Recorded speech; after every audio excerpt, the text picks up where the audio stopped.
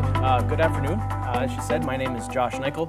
I am a SharePoint consultant here at Network Center. I hope you guys are having a great day here at nVision, learning a lot, and I hope to keep that going for the next 30 minutes for you. So what I'm going to do today, we're going to talk about using SharePoint to hopefully run our businesses a little bit better, a little bit smarter. So the scenario that I've worked up for today is Agassi Energy is a relatively new energy provider. They deliver power to their customers using all forms of alternative energies and then more traditional fossil fuels. And so as a newer company, one of the challenges that they're dealing with is an increased need for collaboration among their employees as they add divisions and as they expand their business. Another issue that they're facing is increased regulation in the energy sector, and that's going to be an ongoing challenge for them. And then along with that, we have increased compliance and risk mitigation requirements that we want to keep up on too. We want visibility on documents. We want to keep people accessing only what they should access and nothing else. And then as with all businesses, we all need to look at our processes and constantly make them more and more efficient as we try to do more with less. So what we're going to do today then is we are going to build a simple but functional intranet that's going to address Agassi's four main concerns of collaboration, regulation, compliance, and efficiency. And we're going to do that using strictly out-of-the-box functionality from SharePoint. There will be no custom code of any kind. And we're going to use as basic a feature set as we can do even on top of that. And we're going to do that in about 20 minutes. So that's a goal. The way we're going to accomplish that then is through use of lists and libraries, which would, those are the two main content buckets in SharePoint. Lists would roughly be equivalent to a spreadsheet. A library is roughly equivalent to a folder with files in it. We're going to look at sample workflow that's going to help us manage our process statuses for us, so we don't have to have anybody keeping an eye on that. We'll just know at a glance. And tying that in with some simple status indicators, just a regular stoplight indicator, red, green, and yellow. And then in that way, everybody will have visibility of what's going on with our projects at any one time. And for the purposes of saving a little bit of time today, I did save some custom list and site templates. They're the same as what you would find if you were to do this in your own environment. I've just pre-populated them with some data and some content so that we have something to look at. And then we're going to round up the intranet with a calendar and some overlays to get some visibility on events and other things occurring in the company. So on top of fulfilling our four primary needs for the company, we're also going to build a homepage that will address what has come to be called the 7 functions of an intranet homepage. Those being news, navigation, key tools and information, reflecting our community and culture, doing internal marketing, and then allowing us to collaborate as a company. So what we're not going to do today is an in-depth training session. As I said, this is a fairly aggressive goal to get all of this done in the 20 minutes that I'd like to get done in to try to leave you guys some time for questions at the end. So I'm just going to kind of rapidly go through things and kind of briefly explain as I go on. So with that, let's go ahead and get started on the build. All right, so when I create a site in SharePoint, from the get-go, this is what I start out with. This is going to be your default site template. So what I've done, again, in the interest of time, is I've created a team site just like I had before, but I have applied a custom color profile. This is probably the simplest method of branding SharePoint that there is. You use a free tool from SharePoint called the SP Color Palette tool. It takes anywhere from a minute to 10 minutes if you want to get really crazy with it. So I've applied that color template. Other than that, we are starting completely from scratch here. And then, so what I've done, again, in the interest of time, is I've branded it a little bit with our Agassi Energy's colors. So now let's go here and we'll add our logo and kind of finish off branding the site. So I'm going to go into Site Settings. I'm going to change this to Agassi Energy Home. We'll go ahead and we'll change our logo real quick.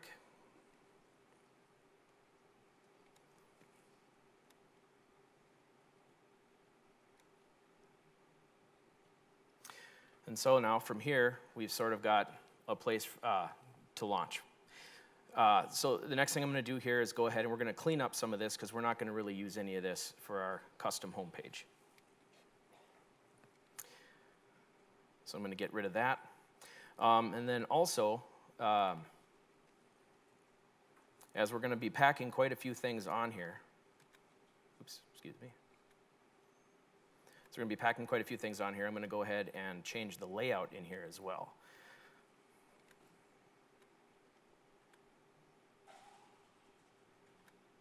And we'll just go with a simple 3-column layout. But you can see that you have all these different options for whatever you decide that you want to do. All right, so at this point now, we basically got a blank canvas on which to put all of our web parts and content, and we're ready to go. So the first, if we look in SharePoint document library, the first thing that we'll be able to address here for our Agassi Energy Company is we need to work on that collaboration piece, right? As we're growing, we need to be able to work together, see what other people are doing. Massive amounts of time are wasted every year just in people trying to figure out how to work with other people and who to work with. So one of the ways that SharePoint addresses that out of the box is co-authoring. You can actually have 2 people in the document at the same time working on it and seeing each other's changes. As far as our compliance pieces and regulation pieces, SharePoint also allows versioning. So you can turn that on in a library or you don't have to, but for those of you who may need to deal with ISO, you need to keep so many versions of your ISO documents on file for any given time. It's very simple to use. We come in here, we click on version history. In this particular file, I've only got the 1 version, but it will list all your versions down here along with comments about what was changed. So you get some level of auditing there as well. Another feature in SharePoint document libraries is content control. So we can limit who can upload. We can limit when our agency actually sees that content as well. So maybe it needs to be approved by a board or some sort of regulatory position within the company. And only then would it be available then to the rest of the company. And along with that content control then, we can secure these from the site level right on down to the document level. If you've got a single document that only one person should be able to see, for instance, we could do that as well. Another way that we use these document libraries is we can set retention policies so that we make sure that our content is staying fresh. What we don't want to do in SharePoint is store a document for 10 years, and it's ceased being relevant probably 9 of those years ago.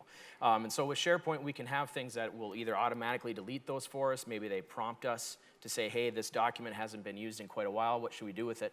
Those kinds of things. The other thing that we can use then for helping people find our content more quickly is metadata and views. And if you think about it, we're all familiar with the typical folder structure, right? Where we put our contents in a folder hierarchy like that. Metadata is essentially then, I'm not going to put it into folder, it's a very flat structure, but I'm going to describe those files with my content types. So for instance, I only want to see, we'll go with RFPs here. So I filter out everything that's not an RFP. And obviously based on how many metadata columns you have, you can get quite elaborate filters to find exactly what you're looking for. And then the final thing is, as far as some of those regulatory committees, for instance, possibly you might want to share your documents outside of the agency. So sharing within SharePoint is very simple, but it's also simple to share outside. You simply get people an account. It can be free. You can share that document with them, give them, even if you want them to be able to edit the document, you can do all kinds of things on that level as well. So we've addressed a number of Agassi's challenges just by virtue of having it in SharePoint, period. We haven't even actually done any of the work yet. So the first thing I'm going to start working on then is that cultural piece. So I've, again, in the interest of time, gone ahead and just created a simple blog site. Again, this is strictly out of the box. I've just gone ahead and put in some content, and that's really all that's here. So what I want to do then is I want to bring some of this content, and I'm going to display that on my home page. So the way we're going to do that is through a content query web part. And in SharePoint, web parts are basically just little blocks of functionality pre-built. You can kind of assemble these sites sort of like Legos. So we're going to go in here and we're going to select our content query web part. And in particular, what this web part lets us do is take content from anywhere on our site and display it anywhere else on our site with some formatting. So I'm going to go ahead and edit this. And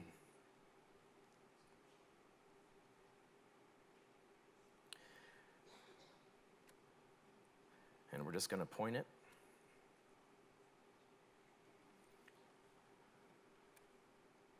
to our blog and the post list.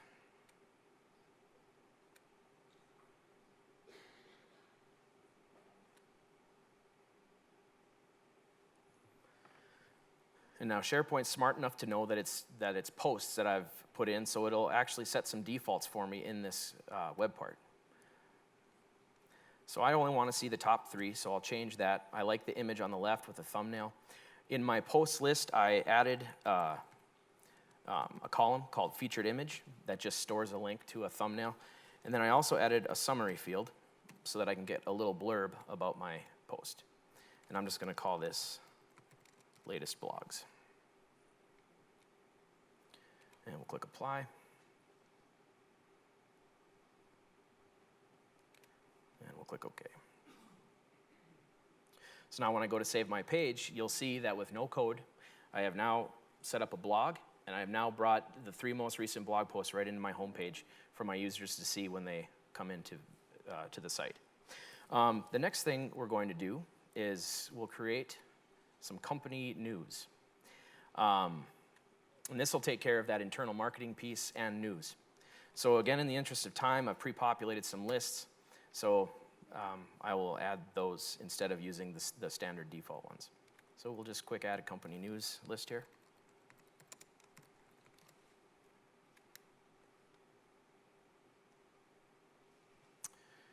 All right, and so basically what that list is a title with an announcement. That's all it is. So we're going to come back into our intranet page here again, and we're going to hit up another content query web part.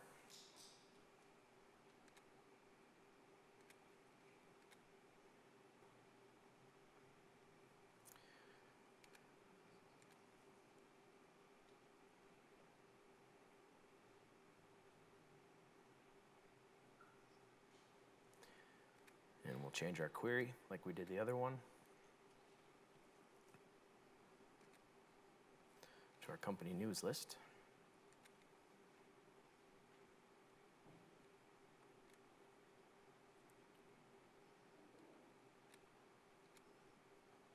In this case, I'm just going to want to see 5.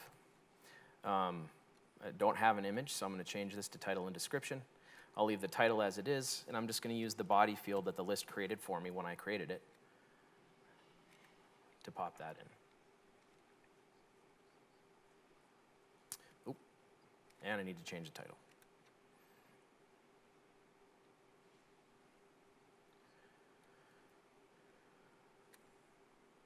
And we'll just call this company news.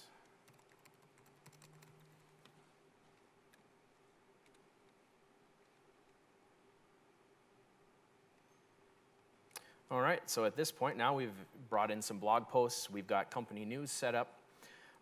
Let's go ahead and start on our projects. That's going to kind of be the central thrust of the site here. So to start off, I'm going to go ahead and create a projects list. And in that list, I'm going to use a special kind of field called a calculated column in SharePoint. And you can think of that, we'll just call this projects. You can think of that sort of like putting a formula in a cell in Excel. It uses many of the same commands. And so we'll go take a look at that list real quick.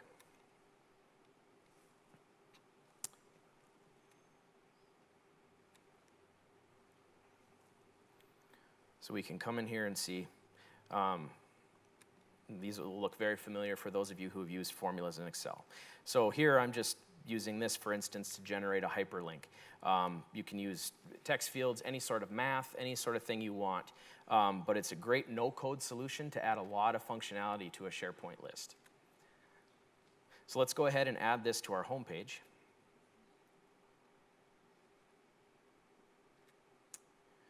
And we'll go back to edit. We'll start our second column here. Now, in this case, I'm going to use what's called an app part. So a web part is just kind of generic block of functionality. An app part then would actually be a list or a library that we've created. So I'm going to go ahead and add projects here. And now we'll see the results of those calculated columns when I add this in.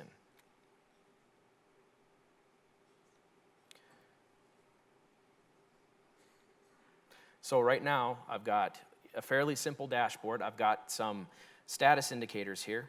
And then I've also got a link to the dashboard page, which we're going to create next. And what I did with my calculated column was I added, I'm going to, in the URL, tell my dashboard page the name of this project. And then I can use that to filter results on that page. And I'll show you that in a minute here. So to do that, first thing, we have projects. Now we're probably going to want project documents, and we're going to want a task list to go with those. So I'll go ahead and create those real quick.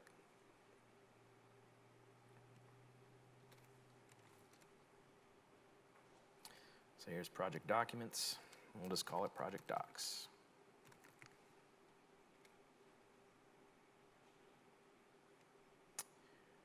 And we will also create a projects list. Task list. And we'll call that project tasks.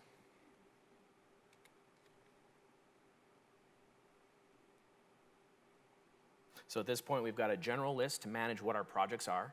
We've got a list in a library then to manage tasks and documents. Now, in these project docs and project tasks lists, I've used a different kind of SharePoint column called a lookup. And what that does is it creates a drop-down for you when you upload the document.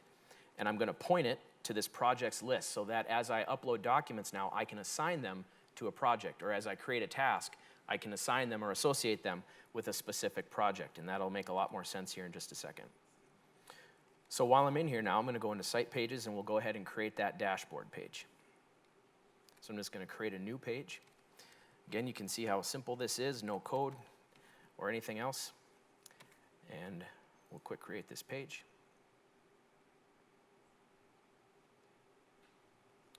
Maybe quick. Since we're going to have tasks and documents, I'll just go ahead and select a two-column layout here. I'm going to go ahead and insert now tasks.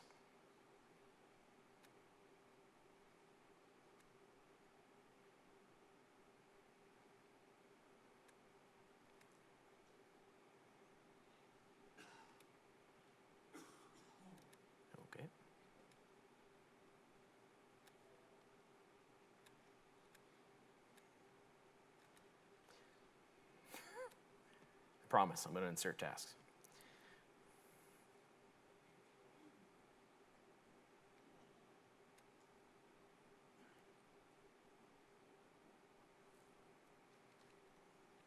Okay, let's go ahead and select our layout again. There we go. Okay, so we'll put our tasks over here. Put our documents over here. So another subset of web parts that we have in SharePoint are filters. And if you look in here, in our web parts and filters, we can see that we have a number of filters. Specifically, what I'm going to use today is the query string filter. Because like I said, in that dashboard link, I'm going to give this page the name of my project. And then we're going to use that to filter the contents of these other two lists. So I'll add that filter in. Okay. So now we'll go into the web part properties here, and we're going to quick associate this filter with our, we're not.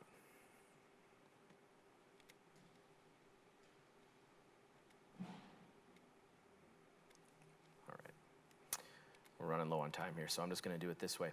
So what I've done here is basically I've added our tasks, I've added our documents, and then I've put that filter in. So as I'm setting up the filter, I find in the URL what the name of the project is, and I pass that to our tasks and our documents, and in that way I can filter what we're doing. So as I click on here, it's going to give me Amber, and I know that I'm behind here, so now I can see on my tasks what's going on there and why we're behind on that. Now the way that we're managing our key indicators here is we're using a simple workflow. And one of the powerful things about SharePoint is as we upload documents or we create content, we can trigger off workflows to help us manage our processes through that. So this is a very straightforward, very simple one. But basically what we're going to do is when we upload a task, we're going to wait till it's due. If it's completed, we're going to say the project is on schedule. If it's not, we're going to say, oh, the project is at risk, and then we're going to wait a day. And then it's going to come in again, and it says if it's complete, then good, we're back on schedule. If it's not, then now the project is critical, and we're going to give that a red indicator. And so by doing that, as long as just by virtue of people doing their job and marking things complete, we are going to be able to manage our project status with completely hands-off. So the next thing we wanted to do then was, as far as our projects go, now we've got a pretty solid way of managing those. We'll come in on our discussion, and we can add a discussion web part. And again, that's just a list that's created in SharePoint. And what that allows us to do then is it's a bunch of pre-canned functionality for us. So we can click in here. We can come in and we can do replies, for instance. If I want to come up in here, I can even add video, I can add documents, I can do anything in the world. And in that way, we can, as a team, collaborate very easily all right through SharePoint. And then it just brings my profile picture down there. So we come back home. The next thing we wanted to do then was add some key tools. And again, that's just a list in SharePoint that we'd create. We'd just add some links to it. It's a pre-formatted list for us, and SharePoint walks you through how to create those. And then I just created a view, which is just a special way of looking at the content of a list to box that up. And then we added that over here. And then the last piece that I added was a calendar. And calendaring in SharePoint, it should not be confused with calendaring in Outlook. In Outlook, if you want to schedule something and invite people to it, get it on everybody's schedules, you'd use Outlook for that. SharePoint calendars are really there for display. There's limited amount of integration, but generally speaking, if, like in this particular case, we have a Department of Energy inspection this day. So I can come in and I can look at this and get the particulars on that. So as far as displaying things, SharePoint calendars are perfectly fine, not to be used for actual scheduling of events. And so I'm going to go ahead and wrap it up there since we used up a little bit of time elsewhere. I don't know if there are any questions on anything that I've talked about. We're short on time a little bit, but I will be at the Ask the Experts booth over in the vendor room as well from 4 to 5. Yeah, no. We have time for questions. So hypothetically, SharePoint's a great way to share documents. So like if I wanted to hide 30,000 emails, would this be a good place to put? Never mind, that's a different topic. No political jokes, Brad. Oh. Are there any questions? So the idea here is Josh wanted to actually show the simplicity behind not being a developer and being able to actually do something in SharePoint. That's the whole concept behind it today. Yep. So like I said, we built a fairly full-featured intranet here. Like I said, it's simple but functional, and we've used no code and just straight out-of-the-box features from SharePoint.